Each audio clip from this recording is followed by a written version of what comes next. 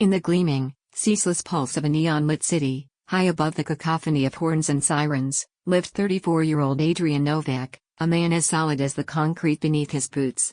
He worked long days as a systems technician in a sprawling tech firm, but his life outside of work revolved around one mission: keeping his younger half-brother, Evan, from falling apart. Evan, 27 but perpetually drifting through life with the reckless abandon of someone who thought consequences were myths, had been spiraling since their mother passed away 7 years earlier. Adrian, shaped by duty and hardened by the early responsibilities of raising Evan, often found himself putting out fires his brother lit in drunken defiance or selfish ignorance. Evan hadn't kept a job for more than 3 months, had burned through several apartments, and lived off borrowed time and other people's patience.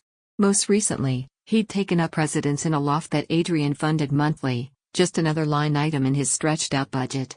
Credit cards, medical bills, even a few failed business ventures, Adrian covered them all. Their father, long gone to a second family across the country, offered only hollow encouragement during their rare calls. "He's got potential," the man would say. But potential never paid rent. It was a Thursday night when Adrian received the message. It was short. Casual. Like a nudge from a friend asking for a beer. "Yo, took the Roadmaster for the weekend. Beach run. You weren't using it anyway." Adrian's breath caught in his throat. The Roadmaster, his restored vintage sedan, was his pride, his therapy project, his one escape from the grind. Bought with his own money, worked on for months with calloused hands, that car was more than transportation. It was memory. It was discipline. It was sacred. He called Evan immediately. No answer. Texted. No reply. The beach was a 3-hour drive, and Adrian knew what kind of people Evan kept company with. The pit in his stomach widened into something colder. Finally, Evan picked up. "Relax, man," he drawled, wind in the background, voices laughing. "I've done this before.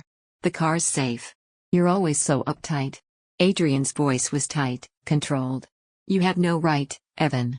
That car isn't a toy. You weren't using it. What's the big deal?" Adrian hung up. There was no use reasoning with someone who confused generosity with entitlement.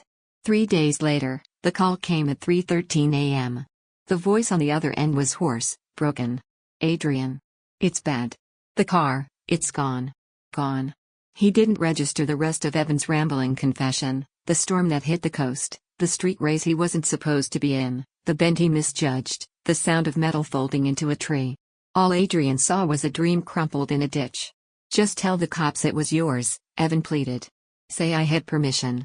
Please." Adrian's voice, when it finally emerged, wasn't angry. It was empty. "No." Silence stretched thin, like glass. Then came the explosion. "You're gonna let your own brother rot for a mistake? After everything?" Adrian didn't need to ask what everything meant.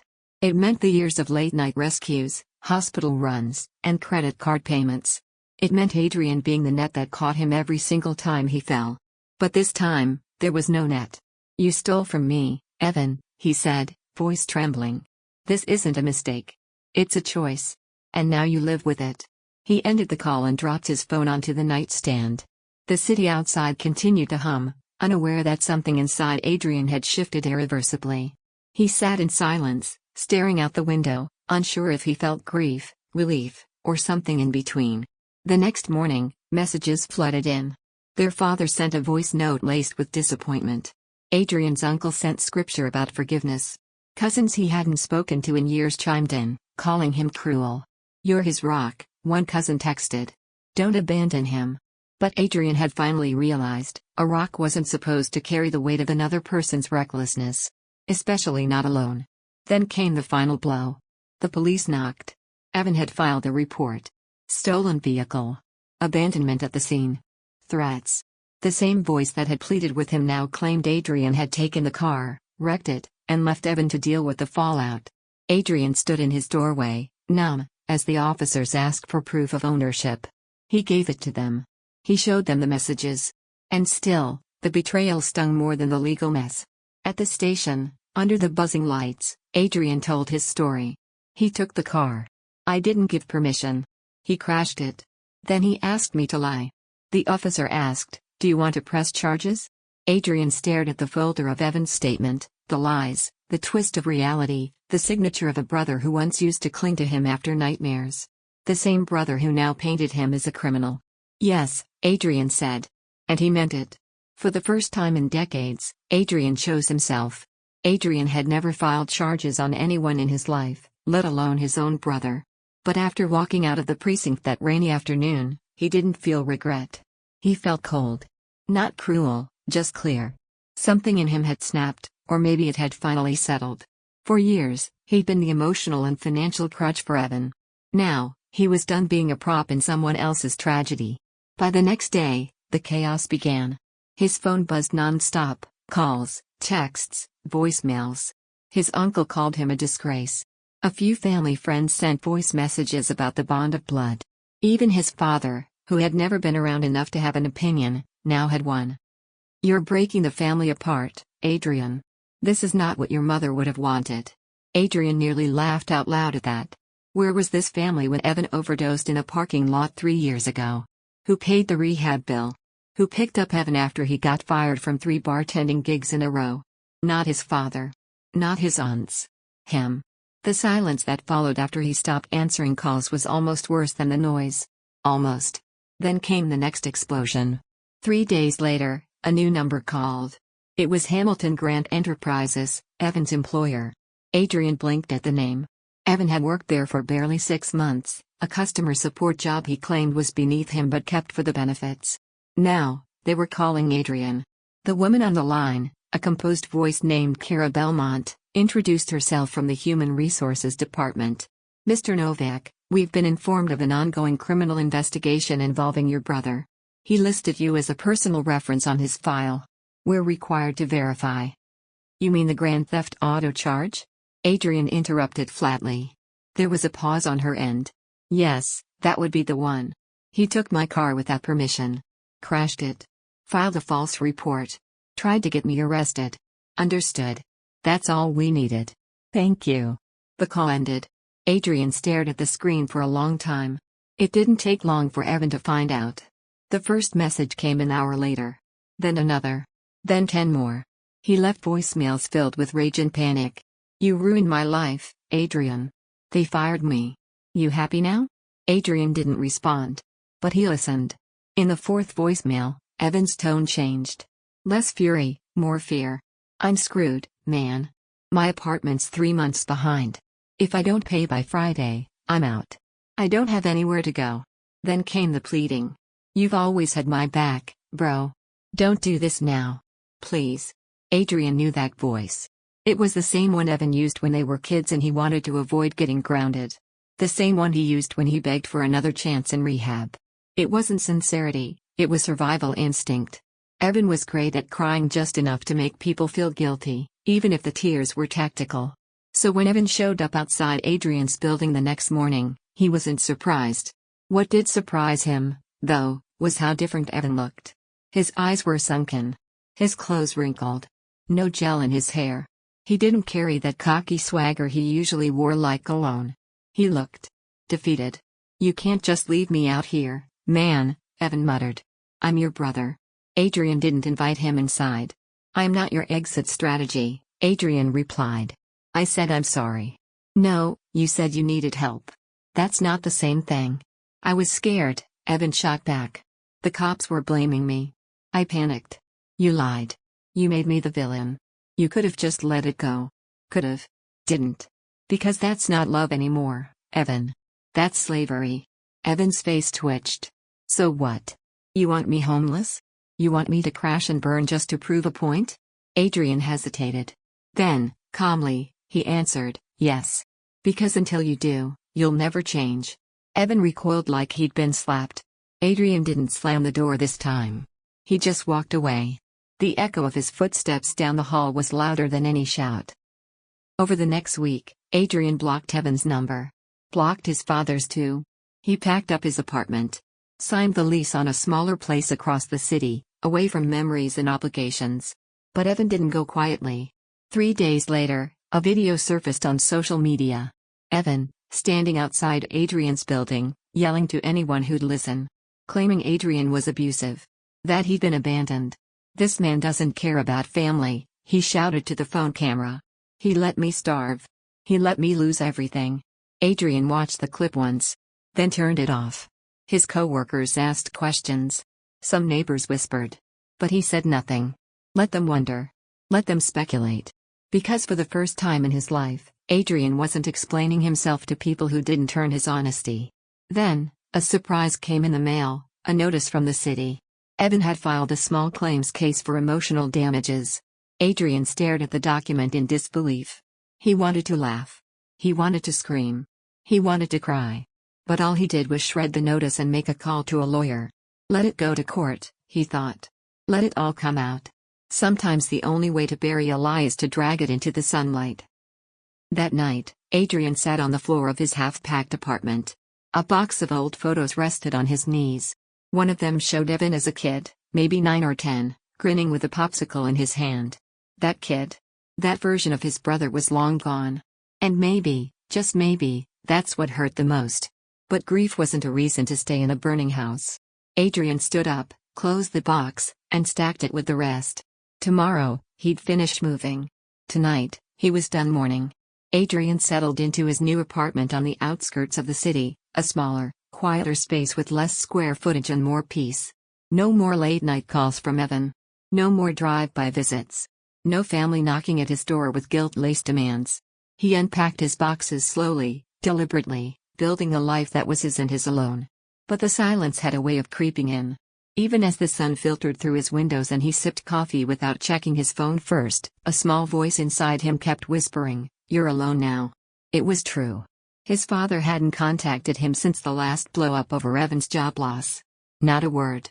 His uncles and aunts, ever the peanut gallery of moral judgment, had all ghosted him. And Evan, well, Evan had gone underground. Adrian figured his brother was couch surfing or running another one of his hustles. But there was no way to know for sure. For weeks, Adrian didn't even hear a whisper. It was both freeing and eerie. Like standing in the eye of a hurricane, waiting for the other side to slam into you. Then one morning, his lawyer called. "Mr. Novak, you're going to want to hear this." Adrian braced himself. The emotional damages case Evan filed? Dropped. Turns out, after reviewing messages, timestamps, surveillance footage from the garage where the car was kept, and most damning of all, Evan's own public video rants, Evan had not only destroyed any legal standing but had potentially opened himself to countersuits for slander and harassment. The lawyer chuckled.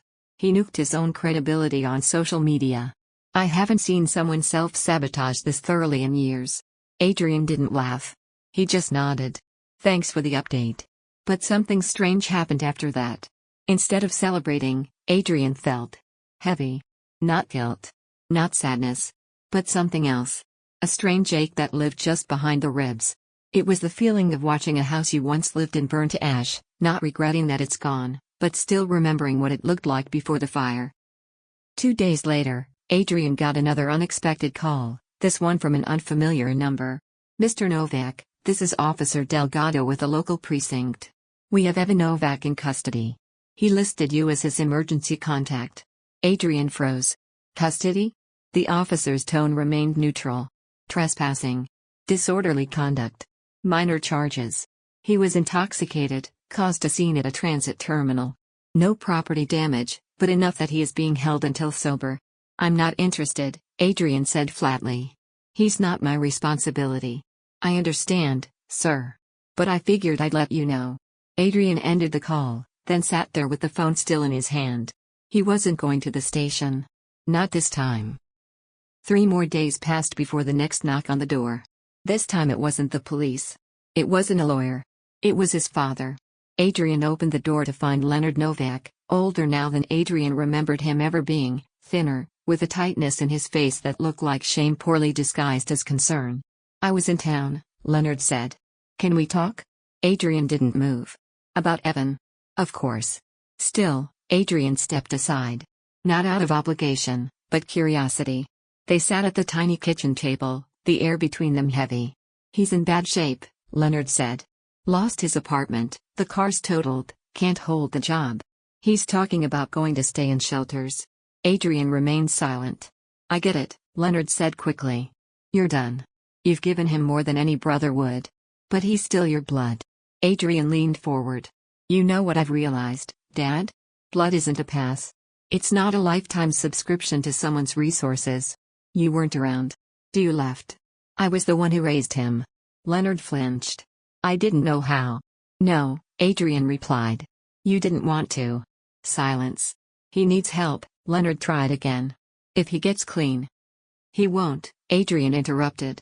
Not until he has no one left to lie to. No one left to manipulate. You still believe he's a kid with potential. He's not. He's a grown man who knows exactly how to twist people. Leonard looked at him for a long time. You really won't forgive him? Adrian looked out the window at the city beyond. Forgiveness isn't the same as re-entry. I don't hate him. But I won't let him back in. That door's closed. Leonard nodded, slowly, rising to leave. At the threshold, he paused. He asked me to tell you something. He said, tell Adrian I never thought he'd really cut me off. I thought he'd come save me like always. Adrian shut the door without replying. That night, Adrian dreamed of simpler days. Of Evan and him sitting on their mother's porch, sharing sodas, legs swinging. Back when Evan was still small enough to look up to him and not blame him. Back when Adrian still believed he could save him. He woke up at dawn, breathing hard. Then he made coffee. Folded a few shirts.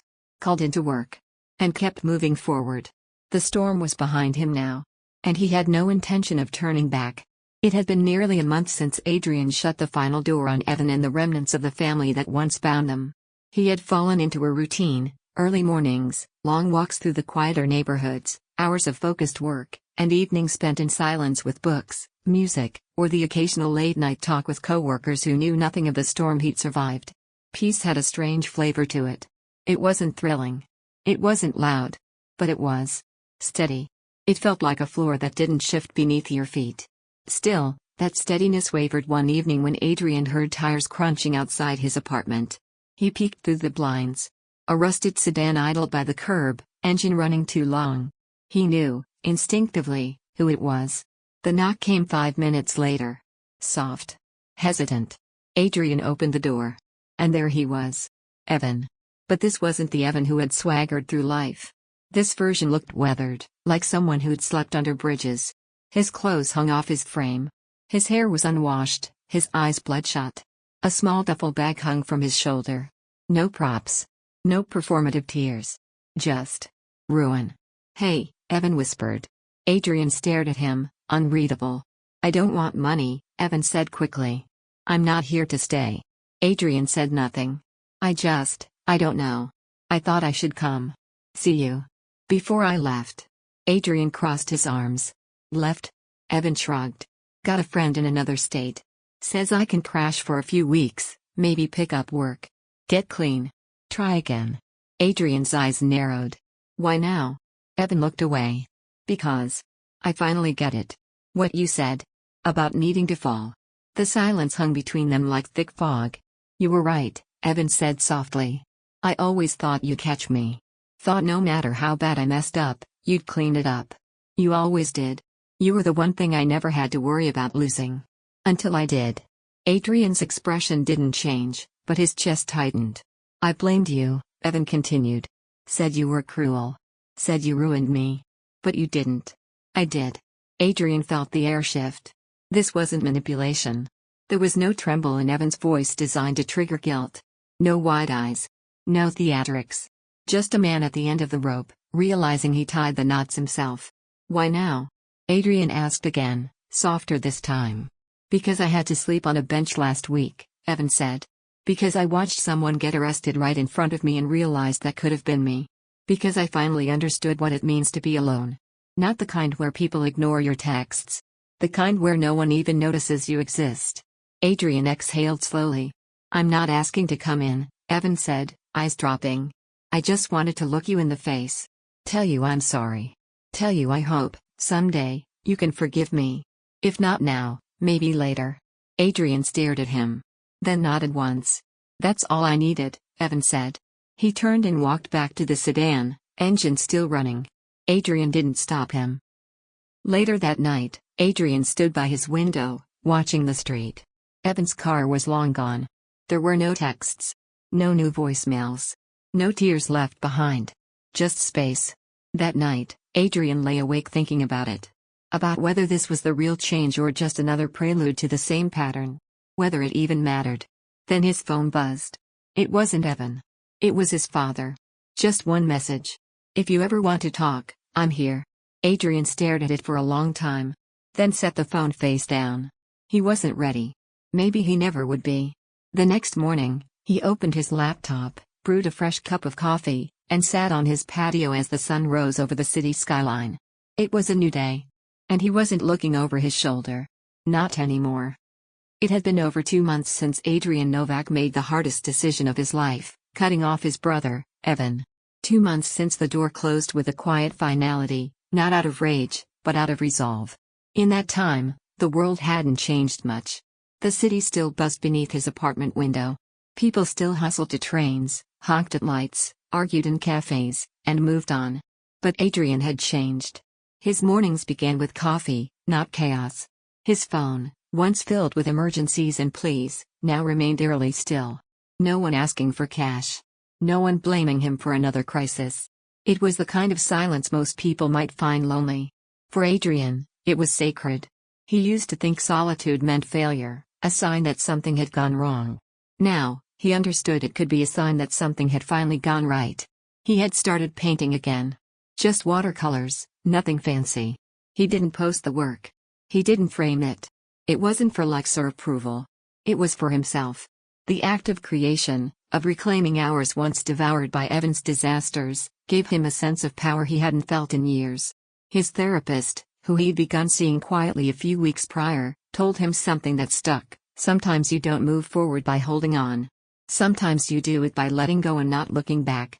Adrian hadn't looked back. But that didn't mean he didn't remember. It was a Wednesday afternoon when the letter arrived.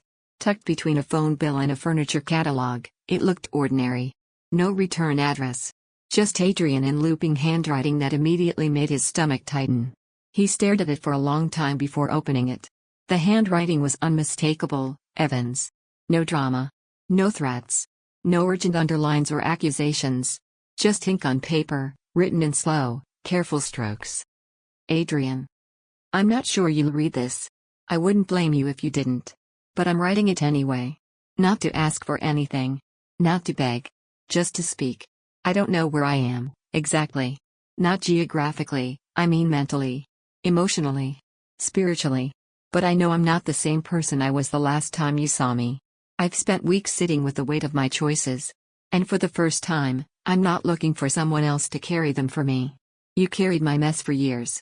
You covered bills, made excuses, kept my head above water while I did nothing to learn how to swim. Then when you finally let me drown, I called you a monster. And that's the part that kills me. You weren't cruel, Adrian.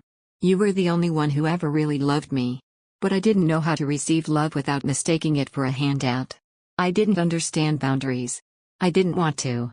Now I do. I got arrested 2 weeks after we last spoke. Nothing huge. Just trespassing. I was sleeping behind a transit station, trying to stay warm. Some officer took pity and didn't press charges. But he told me something I couldn't forget. You can't keep blaming the world for the fire you started. And he was right. I've been sober for 39 days now. I found a room to rent above a mechanic's shop 2 towns over. I work the front desk and clean tools for extra cash. It's not glamorous. But it's real. For the first time, my paycheck doesn't come with guilt. My food doesn't come from someone else's fridge. My choices are mine, and so are the consequences. I miss you. Not the financial lifeline. Not the guy who bailed me out. I miss you. The big brother who used to make up stories to help me sleep. The one who taught me how to ride a bike. The one who, no matter how hard life hit, always found a way to keep standing. I don't expect anything from this letter. No calls. No visits. No forgiveness.